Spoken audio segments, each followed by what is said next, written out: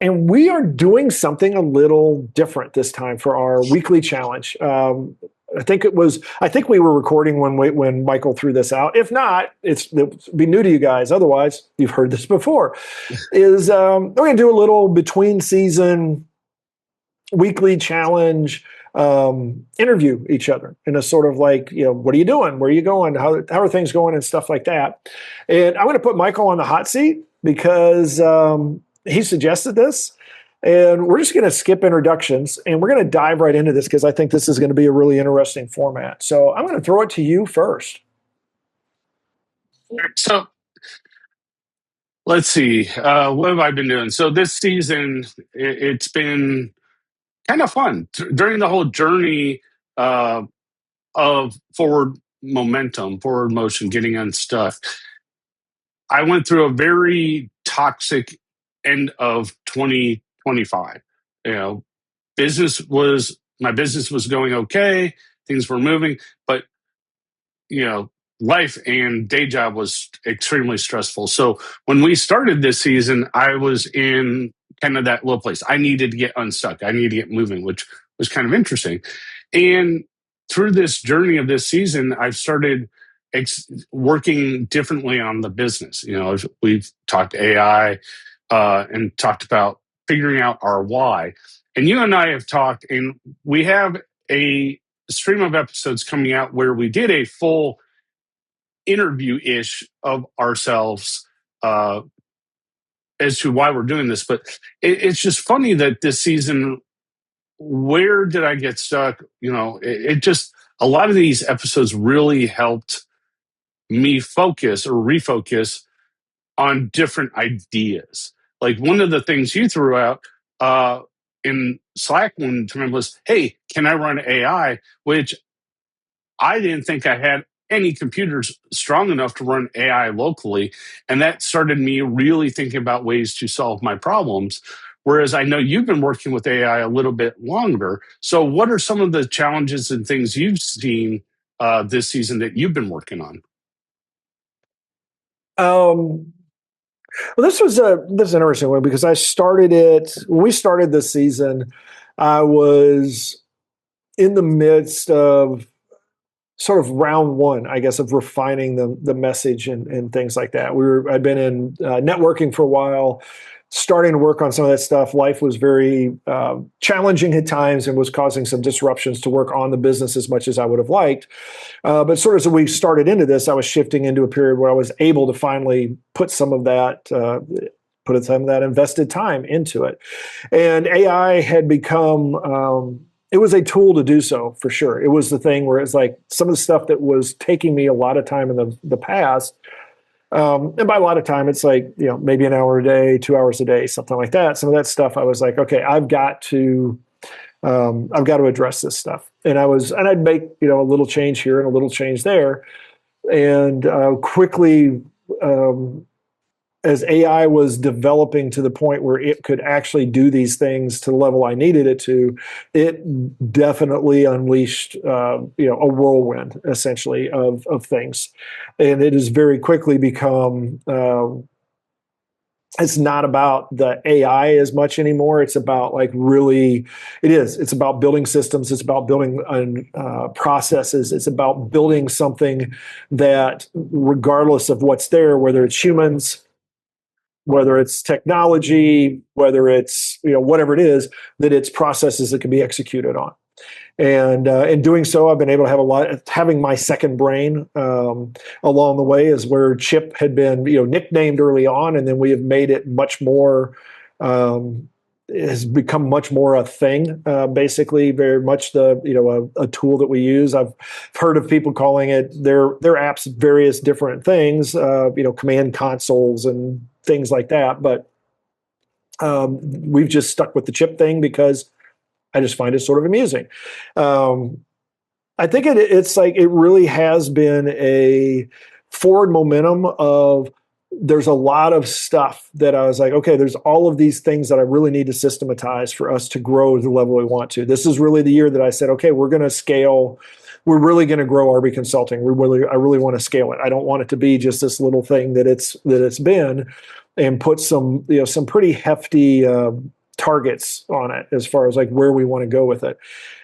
And so it has been a very interesting journey with AI to sort of walk through those things and talk through those things and say, like, what are some options I can do here? What am I not looking at? What am I not thinking about? Where are there gaps? Where are there, how can I say this better? How can I do this better? How can I address this better? And it has been quite the growth, and it really is. It's the things I preach is the things that I learned early on, where it's like you really need to think through what you're doing. You really need to think through the destination. Otherwise, you're going to end up in a situation where you're reworking stuff a lot. I have done some rework, but more of it has been because I really didn't. I guess not rework. It was work the first time, and I think I would recommend this to anybody: is that instead of getting all absorbed with what the end solution looks like and making it all flashy and impressive and stuff like that, is like, do the work first. Chip now is actually, I find it actually, I'm sort of proud of it. I do mention Chip on a regular basis, and it really is not a lot of me. It's me telling Chip to go build these things out. But it's a nice looking, dashboard application and stuff like that. But it was not that long ago. It was a bunch of scripts. It was a bunch of pipelines. It was a bunch of plumbing and things like that. It was boring stuff like data structure details and guardrails and governance things and all of that stuff that seems sometimes very boring, but it is the key to building a solution and a system that is actually going to work and going to scale. And along that way, like everybody else, there are times where you find stuff that you're like, oh, this will scale, until you realize, oh, wait, no, I guess it doesn't. But that's the nice thing, is that I've been able to very quickly go, oh, this is something I'm still touching. And so as long as if I touch it, it isn't going to scale. There's a level of you can only touch something so much before now you've hit a limit. And I think it's something that's been very valuable to me, and it's something I'm trying to pass on to everybody else that I can. It's like, if you can learn these skills, the sky's the limit, regardless what your business is. I want to take the next question, which I'm going to throw back to you, but I'm going to start with it. So this season, you and I both have had different disruptions going on in our lives. We've had a lot, like, life happens. And for me, this season has been a combination of natural disasters, the ice storm of 26, as we'll call it, the rainstorms we've had, lots of constructions and relocations. One of the things that has really reinforced is making sure that my work environment is completely decentralized. So I can work from anywhere at any time, even offline. I have a way of still staying connected, maybe not fully, but I can still get work done. And I know with you traveling, we've kind of talked about this a little bit, but you're actually traveling a lot. And how is this impacting you with all the different locations and that you are going, you are traveling to? This is something that I started this journey. Actually, I started this journey probably 20 years ago. Is that I've always wanted to be able to work remote. I've always had some level of being able to work remote. Maybe now, gosh, maybe almost 30 years ago now. I mean, that was like my first laptop was like, okay, the whole reason I got a laptop is so that I could start working remote. And I early on had like a little, back when you had like the slot cards that you would put into your laptop that would allow me to do a mobile, connect to the Sprint network and then be able to. It was a modem, so it was like it was a big 56K modem or whatever it was, but you could go connect to the internet and you could go do stuff and you could check email and send email and all that good stuff. And I've just moved more and more towards it. Now, last year, really about a little over a year ago, was where I was starting. I guess about a year and a half ago was where I was really starting to push against it, because I always had a really nice office. Everything was set up, and I realized that office was going to go away. That was not going to be something that I was going to be able to, carry with me everywhere I went. And so then I needed to start pushing on that a little bit and working in different different situations, different environments, and really figure out what do I need, what don't I need. And that has been very much, I prepped for it, and it has been tested time and time again. It is like the first time I jumped from the States over to Europe, things change, and it's been quite a challenge, but not as much as I would have thought, because I did do some prep work. I had done some basic, like dipping a toe in and stuff like that, and understood what the limits were. Now AI is interesting because I used to do a lot more that I didn't need any connectivity whatsoever, and I still can. That was why I built out, before you, I built out like a travel AI thing. As I had a everything I need to do. I was like, there's certain things I really want AI to be available even when I'm not connected, and I built that system out. It has changed things a little bit because it is faster if I'm connected. I can go, I can leverage some of the big providers out there. But other than that, it has been it's not only internet connectivity that's has gone in and out, but it's also with power and things like that I have done pretty well. There have definitely been some challenges doing this. This is the hardest part, doing the video podcast piece, or if I'm doing a something where it really matters what I look like, for lack of a better term. Like basically, if it's something that Natalie has an opinion upon, which is the stuff where it's like I need to look good, then those are the pain in the ass things. Is that it's like then I've got to adjust things and do lighting and all that stuff that you sort of take for granted when you've got a home studio, that you were able to play with that and set everything up, because now it's I may have to. I've had to tear it down and reset it on a regular basis. So, other questions? Yeah. So the other thing too is, with you traveling and all this and all the different people we've been talking to, what is one of the biggest takeaways this season that you didn't think about, or I guess really brought to your attention, that of forward momentum? For me, it was I think Dr. Joseph, when we were talking about the anxiety in that, because I had actually gotten stuck on a project, and also coming off of a very toxic job where I just got stuck, and you're going through the motions. Yes, things are still moving forward, but you're not moving things forward in the right way. That was one of my biggest takeaways. Which one speaker of this season would you pick as your uh, kind of the one that really kind of stood out to you, that helped you? This is a really tough one because I don't know that there was one in particular. I'd have to look back to see what like where maybe some things changed or evolved. And I've had so many conversations as a guest as opposed to being a host that were I don't know about insightful, but I guess they caused epiphanies, that they got me thinking about things a little bit differently. I'm trying to think early on which ones we talked about. I can't remember the specific people we talked to as much as I remember talking about early on some of the things to get.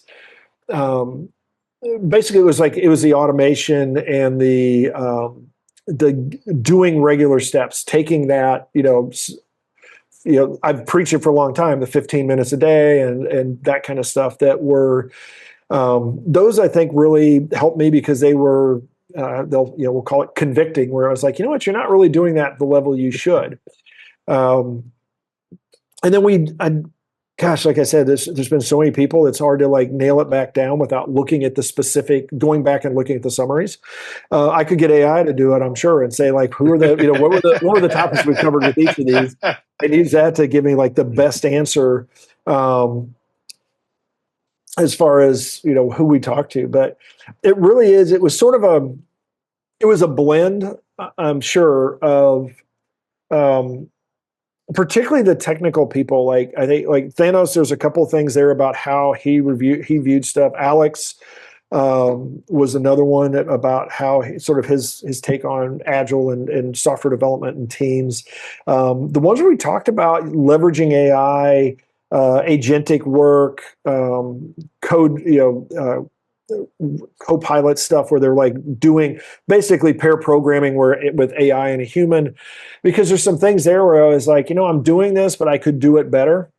Mm-hmm. And I think those are the ones that helped the most, because it's easy to do. And I've preached for years and years and years the 80-20 rule about, the Pareto principle, and like you can get there. And the thing is now I'm able to get in a lot of these things, and some of these conversations help me see it's like, okay, I've gotten the 80% done. The 80% is out of the way. So now I need to I'm going to have to step up if I want to go into the 20, and it's worth it to go into the 20.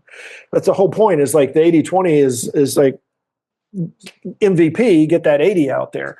But if you really want to knock it out of the park, then you're going to have to go spend the time on the 20. The nice thing is the 20%, the cost to get that done now has dropped immensely, so that we can actually do that. And it's like sometimes literally, I will give you an example real quick, and then we'll throw it back at you. I think it was just yesterday, I was building out unit testing for something I was building, and I was looking at the code coverage, and it was at, I don't know, 50% initially for the things that I cared about. And I was like, okay, well, let's go crank out some more tests, and let's bump that sucker up. So we, and it was not too hard. It probably spent an hour or two, something like that, but basically cranking it up so that it was, I don't remember, it was like 86%, 87% or something like that was a code coverage, which is like, okay, now we're, pretty darn close to where we want to be. Once you get beyond that, the first 50% was easy on testing. Then you get deeper in the code coverage. But it did. There was a few fixes and some stuff like that were made as well. So that it is sort of where we're at now, is that that first 80% is very quick to achieve. But that means that we need to be pushing ourselves to go to the next level. And that was, I think, what I got out of several of the early conversations. And that's great, because that actually leads into the next question. And then this will be the last question I throw to you. And then I have a quick follow-up to that. And then we'll wrap. But all right, so we've just finished this season. We've had a lot of personal projects going on. We've been doing a lot of things for our business, working on our business. So the question is going to be and I'm going to give you a second to think about this. What is your next personal or business project that you are going to try to tackle in the next quarter? For me, you've already done Chip. I'm in the process of building my own version of Chip and really building up and figuring out how I can grow that, how that fits into my business model. In part because I've got that test generated tool that I built over the last decade. I want to see how I can actually turn that more into an enterprise application. So I'm looking at that over the next quarter. What is your kind of goal? What is the thing that you are going to be looking at doing, or your next challenge for the next quarter? This is something I actually just started it. I'm just starting it this week. I got to put some of the designs together and actually just started executing on it yesterday. Is essentially, it is, I guess, Chip 2.0 or something like that. It's actually probably 3.0 or 4.0. This quarter will be, I guess, technically it's Chip 1.0. So it is the things that I really wanted it to do from the start, but I've actually mostly gotten there. So what really the focus for this upcoming quarter is going to be, now that I'm capturing all of this content, now that I have got all of these pipelines in place, is to now embrace feeding it back into the system and turn it into much more of a content summary thinking system. So it is like I capture all of the conversations I have, the emails, the stuff back and forth. I've got that content, and I'm already using it to distill themes and trends and stuff like that. And so now it's going to be like, it's almost the infinite content generator and things of that nature. But it's more than just generating content. It's assets at this point. So it's going to be the things like being able to, the ideal will be by the time I get to this quarter, to be able to have something that could very quickly, which I already sort of have, but do it better, could create an ebook, create an entire presentation or series of presentations or season of podcast episodes on a topic that is based on the conversations that I've had, based on the things that we've learned, and including things like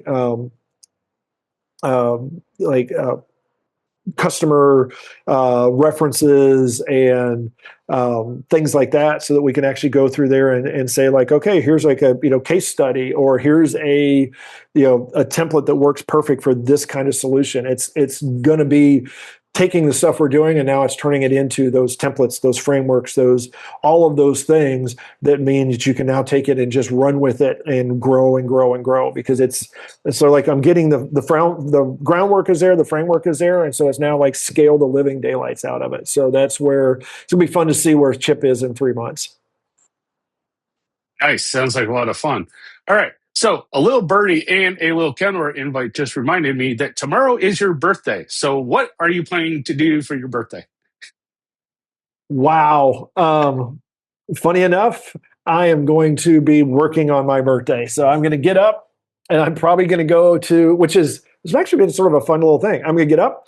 I'm probably going to go wander to a cafe down the street where I think now I don't know any names. I don't think they don't know my name, but they like, it's enough that I get like a little nod and they're just sort of like, hey, like they recognize me. I've been there all of, I don't know, 2 or 3 times, but I guess because I'm the guy with the laptop and all that kind of stuff, it's like, I stick out a little bit more, but they seem to know me. I get the same, I've gotten the same coffee. I'm going to throw them a curveball. I'm going to get something different tomorrow, whatever I get. But I actually am. I'm going to be like, part of it is going to be, cranking on the Chip stuff, is cranking on the work side of it. Now I'll do, it's coming up on a weekend. And so I'll have some fun there. I'll probably go, we'll travel, I think, see what the weather is, probably travel to a different town and wander around there and enjoy it and take some pictures and stuff like that. And by the time I get to, 5:00 tomorrow night here on my birthday, I will be like, I think I do have like my last meeting is 5 to 6 o'clock. It's sort of the standard one. I probably won't pass on it because it's my guys. It's time with my team. But then after that, I will be chilling out and just enjoying life, which these days, because work is so busy, it's just like hanging out and, having a good glass of wine or a beer or something like that. And just watching the sunset is not a bad way to finish a birthday. Nice. Well, with that, I think since we're in between seasons, this is just kind of a fun weekend interview. I just want to thank everyone for sticking around, joining us for 27 and plus seasons. This next season, we will be hitting 1,000 episodes for sure. So make sure you subscribe, like, and follow us. And, we're not going to give you a challenge this weekend. Your challenge is to go out, enjoy the weather, and have some fun, relax, and chill out. He's lying. We're going to give you a challenge. I tried. I like that challenge so much. I like that challenge so much.